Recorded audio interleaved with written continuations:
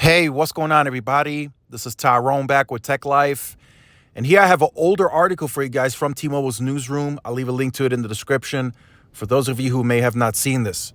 So this is actually a way older article. This is from 2018 of August. But I wanted to tie that into today's content because I spotted something interesting on the permit logs for the city of El Paso, and that's my market. So during LTE, T-Mobile managed to get the city of El Paso to join the Un-carrier as its primary account.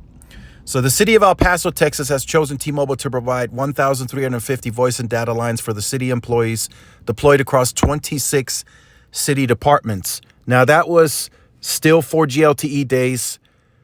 T-Mobile wasn't providing the best network at that time. They weren't really pushing that. So why did businesses and government organizations join T-Mobile at that time? Savings.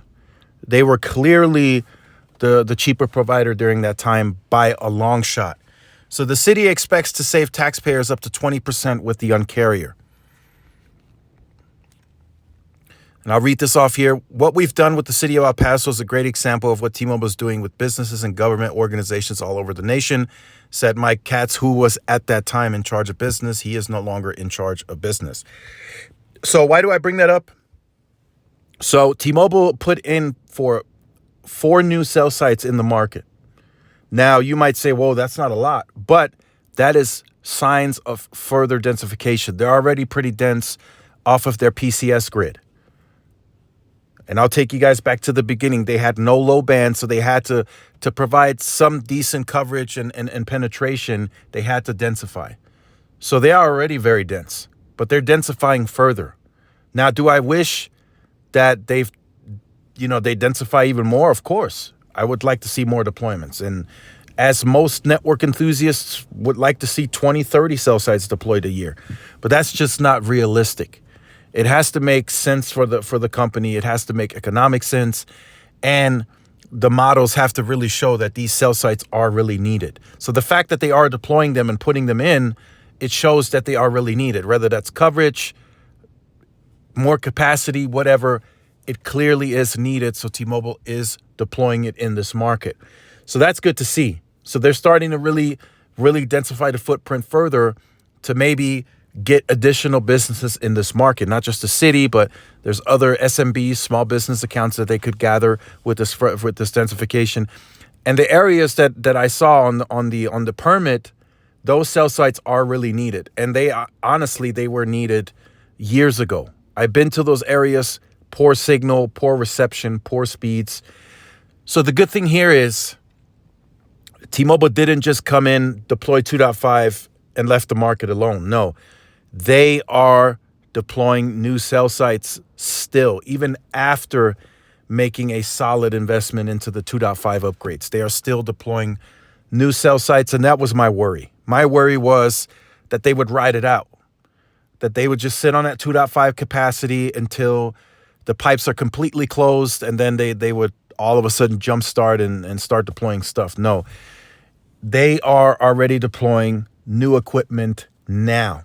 They still have plenty capacity in the market, even at the 80 megahertz. They still have plenty capacity, but they are still densifying now. There's 2 cell sites on the west side that are being deployed, and then 2 on the east side of town. One is on a hotel, Holiday Inn, and the other one is by some business. I forgot the name of it, but that's what T-Mobile is doing.